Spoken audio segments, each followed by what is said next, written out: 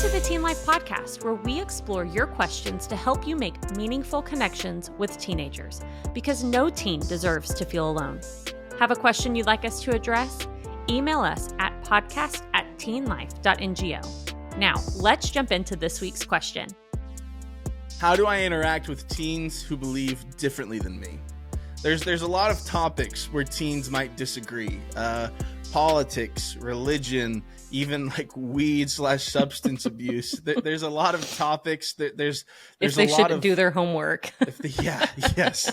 I think teens are just always looking for ways to get in an argument or disagree with someone. So how do you interact with people who do disagree with you? And there's some important things that we want you to keep in mind kind of as we have this conversation, even just some tips that'll kind of hopefully guide this conversation. So practice active listening. Listen without judgment and ask questions. This is important. They might just be trying to get a reaction from you. Okay. Like with the teens I interact with, it's just like adult or other student. It's like, do you really believe this? Like you're just saying this to draw me off sides. So just take a deep breath. Okay. Take a deep breath before responding. Mm-hmm. Like it'll be okay. Like, if they're getting their phone out, they're absolutely trying to get a reaction from you. Yes.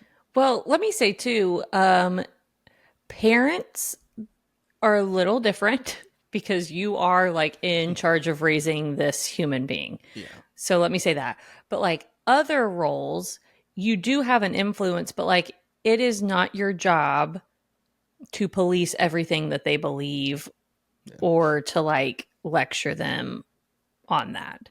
So like that's where, like you're saying, Caleb, like active listening is key. Like ask questions, keep them talking, but it's not necessarily your job to like sit there and be like, actually, here's where you're wrong. Blah, blah, blah. Let me get out my PowerPoint presentation on why this opinion is better. And so start with listening. And I think like, especially when dealing with teens, like questions go so much further than trying to prove your own point. Because they're probably not listening. Like I know, like even still as an adult, like a lot of times if I'm in a conflict with someone, I'm not listening. I'm just trying to think of what I'm saying next. Right. And so like if you can push back on like, hey, why did you say that? Or like why, like where did you get that from? Why do you believe that? I like getting them to think out their own answer to what they believe, I promise will go further than you being like, here's why you're wrong. Well, you just said something important to Caleb, which is like they're probably thinking of what they're going to say. But so how many times when I'm talking to a teenager and they're talking to me, am I not actually listening because I'm trying to think of how I can get them to see my side, what I'm going to say, all of that stuff. So like knowing that too about yourself, if you're in discussions, especially maybe about topics that could be a little more controversial, like knowing like, hey, I need to set that aside for a second and like listen and be locked in on them. And I can think about what I'm going to say after that. Yeah. Yeah. And I think it's needs to be said that especially if you're an adult talking to a teen, there's a very, very, very, very small chance you're going to convince them to join your side and that you're right when they're a teenager. And I mean, it could be anything. When we could be talking about like, you know, I think Reese's peanut butter cups are the greatest candy ever, and they think Snickers, and like you're not gonna convince them like with facts and thought out questions and stuff. The way, so the thing about this stuff, and I think with religion especially, like this is where I see this, is that if your goal is for them to see the same way that you do, and you're showing them that by aggressive questioning and, you know, calling out their beliefs and their thoughts, all you're doing is pushing the goal further back, in my opinion. Because what you needs to be happening is that you're showing that you respect what they're saying and you're showing them empathy, even if you are disagreeing with them. Because what's going to happen is down the road, if me and Caleb are arguing about our favorite chocolate snacks, he's going to be like, man, like that conversation with Tobin, like he really was was really into Reese's, but he also didn't, jump on me about this. Maybe that's the side I need to be on, and stuff like that. It's like, it's just, if you're showing them that they can have a voice and have a, an opinion, but also be different from them, I think that in the long run goes a lot farther than you trying to win a debate or win an argument with them, especially online especially. Yes. Yeah. So like, practice active listening, and then kind of even what you just said to him, like, show respect and empathy. And I think like those two kind of go together. I think people know you're not listening to them.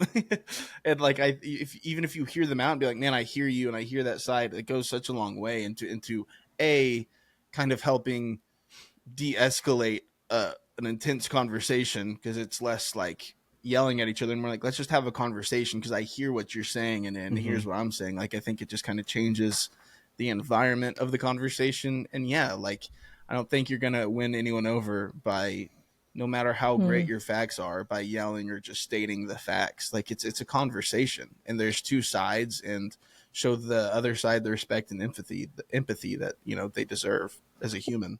Well, I think too, when you are having a discussion where maybe you disagree about something, whether it's big or small, serious or not, so often you're actually more in line than you probably think. And so, like, trying to find the common ground, that doesn't mean that you have to agree. I think it's easy to say, like, hey, I can see how you would feel that way. My husband loves to have these big existential conversations where I'm like, this just makes me sometimes want to beat my head against the wall. But so often we are very different, and we will, like, not argue, but come at it and be like, no, we disagree. And then when we like actually sit down and be like, okay, but what do you actually think about that, and explaining it and not taking such a hard stance, we'll actually realize, like, no, we're actually very close in that. Just the way we were communicating it is very different. Yeah. Or how we would do it is different, but we want the same outcome.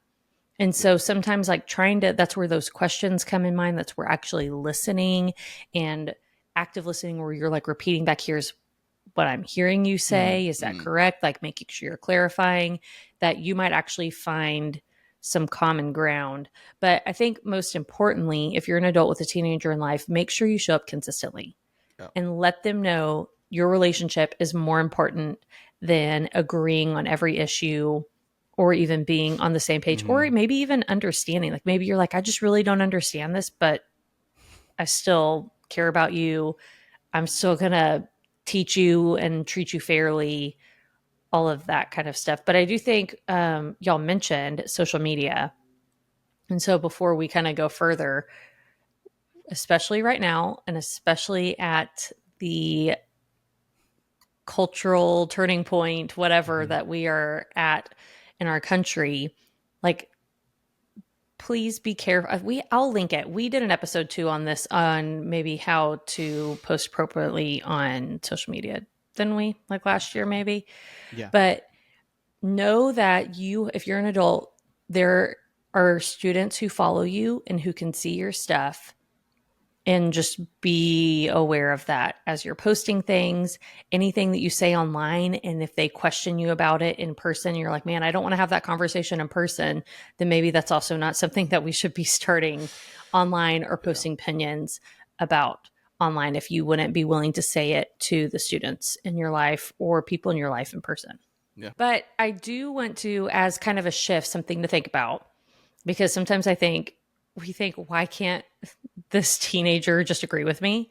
Why can't they just do what I say? However, we do not want to raise teenagers who just agree with everything we say. Yeah. We don't. That's not the kind of adults that you want. We want them to ask questions. We want them to do research. We want them to form their own opinions. So this is very much a developmental thing that is healthy. It is normal. They should be questioning things. They should be pushing back on you. I saw something one time that was a good perspective too, that, like, say, maybe I've mentioned this on the podcast, but I'm going to say it again anyways. If you are on a roller coaster and they put down the big seatbelt strap, what is the first thing you do? Probably you check it. Yeah. Yeah. You push back on it. And sometimes I think the same is true for our teenagers. If they are in a healthy place and somewhere where they feel like they can have opinions, the first thing they're going to do sometimes is check that. Yeah. They're going to check that relationship. They're going to check that belief system. And you might have a teenager that you're like, we've been loving spaghetti at our house for forever. And now suddenly you have all these opinions about how you can't have gluten. Like, what is happening? Or I had friends in high school who decided they were going to go vegan and like were very hardcore about it out of nowhere. And some of that is like they're trying to find their place. They're trying to find their identity, and they're trying to check, like, are we still going to be good if I have a different opinion? And so kind of a perspective change of that is something that is good and healthy, but we need to make sure that we're helping them do that in an appropriate way at the same time. I think especially whenever you get into like stuff that's driven, like that they're seeing on like social media and stuff like that, like you kind of have to remind yourself, and this is true for adults too, but like everything that we see is curated and not the full scope of what we're doing ever. And that's including like what we're digesting through social media, through internet, whatever it may be. Like it's not it wasn't an arguments thing, but my son had an example of this a few weeks ago of I let him get a Twitter account because he likes to follow like the NBA and stuff like that. And I said, as long as you're not posting anything, I don't care. I'm going to be checking who you're following, that kind of thing. And he sent me a Twitter link the other day of just a fear mongering, like we're about to go to World War III thing. And it was like, and like, even if that's true, like he was scared about it. He sent it to me in the middle of the school day. And it's like, that's the kind of stuff that we have to remind ourselves is that what they are getting on their devices may not be the full true scope of what's actually happening. And the same goes for adults too, of like, hey, before we're gonna like dig our heels in and argue things, like one, you need to probably make sure you're having the full scope of what's going on, and two, like remind yourself they might not have that, and also you may not be able to tell them that right now. You may have to come at a later date whenever they're at a non confrontational place as well. And so just like remind yourself that. I think I see that a lot with drug conversations, like with weed and substances and stuff like that, about, there is some truth to like our generation, the generations before us were a little bit more hesitant, and it was a lot scarier. And now it seems like with technology and science, things are shifting. And so the generations below me are thinking very differently on substances than we did, which is kind of funny because like, it's not funny, but the substances that they are more okay with are the stuff that the generations before us were not okay with, and the substances that they are not okay with are the ones that we abused for years, with alcohol and cigarettes and stuff like that. Yeah. And so it's just, everything has their side. It's just a matter of like, what you don't want most importantly is to ever shut off a connection with a teenager that might need it later on. And like that, then that means that you may just not have to agree, and you may have to like let some things go, because eventually that teen's probably going to need you for something. And you can't have a block of, well, I can't talk to that person because he stood his ground on this thing and I don't feel comfortable with him or her, and that kind of thing. So, and I mean, it's probably even less just like, oh, I can't go to them because they believe that, but it's like, man, I can't go to this guy because of how he handled that situation, of how I felt attacked. And a student's never going to go to somebody who feels like they have to be on the defense around. And so like in your conversations, like, and that goes back to like showing up consistently, like, right, of like making sure that they know like you are always going to be there, but then like also putting that into perspective of, if you're in those conversations, like what matters more? What matters more, my relationship with this student and being able to be there and make sure that they know that I'm always going to be there, or halfway winning an argument? And I think too, like along with our perspective shift is to focus on understanding and not winning. Yeah. And this was such like, I remember being a teenager, and like half the time, like I'm in an argument, I don't even know if what I'm saying is what I believe, but I want to win. Yeah. Like, and I'm going to say anything to win that conversation or win that argument. And so, like, remember, the goal ultimately is to maintain the relationship and not to win. And so I find myself falling into that trap even as an adult, is like evaluating myself, of being like, what am I even, like, separate myself from this for a second and be like, what am I even saying? Like, is this a hill that I'm willing to die on? And then I think, like, it goes back to like having just a conversation. Even like with what Tobin said about, like, yes, the nougaty crunch of a Snickers is great. That doesn't take away from the fact that that the peanut butter cup is a great candy too. You know, like, I think there's a lot of times you can both be arguing and both be right in your own way. Yeah. And if you're arguing instead of having a conversation, you're never going to realize that. And so just remember, ultimately, bottom line is the goal is to maintain the relationship, is not to win the argument. So one thing that we see a lot in teen life groups is, as a facilitator, we get asked questions about, like, well, don't you do this, or don't you believe in this kind of thing? Yeah. And one way to kind of diffuse, I don't know if diffuse is the right word, but just to respectfully handle that. Because, like, I don't ever want teens or adults to feel like they can't be who they are and be true to themselves. Yeah. But there's a way to do that without being combative. And, like, so if I ever get asked about, you know, my religious preference or things that we shouldn't necessarily be talking about in group, I'll preface it by saying, look, this is how I am, or this is how I was raised, or this is what I believe, but I also want to respect everybody around and what they're feeling and going through, what they believe. And if we want to have a deeper conversation about that, we can talk outside of group, you know, and that can be applied in any setting, really. Is like, hey, this is what I believe, and I'm not saying I'm right, you're right, I'm wrong, you're wrong, that kind of thing. But this is where I'm coming from. And that kind of gives you a stance of, one, it lets you still stay true to what you believe and what you think, but it also gives them a chance to know that, like, you may be on this side, but you're not necessarily against them. And that kind of works in their favor. Yeah. Yeah. Yeah. When I think with that, like, it's okay to say, like, hey, let's just agree to disagree in a respectful way.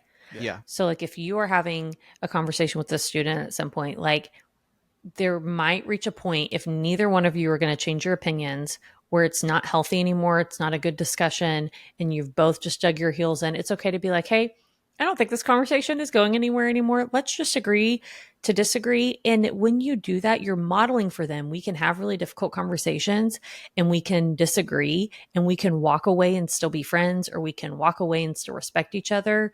And I'm still going to show up for your class. Yeah. I'm still going to show up as a leader and still respect you and have a good relationship with you. And that is really powerful that you get to show them that. So I think sometimes, instead of, like y'all are saying, getting so caught up in like lecturing or proving your point or trying to win, just being like, hey, like, we're going to be done with this conversation right now. If you want to, let's come back to it in a few days if you feel strongly about it. But not just always getting to the point where you both agree, or even if they might never say, I can see your point, but be the adult and be a bigger person, and you can kind of find some common ground with them. Yeah. Our kind of final tip or takeaway is creating a safe space.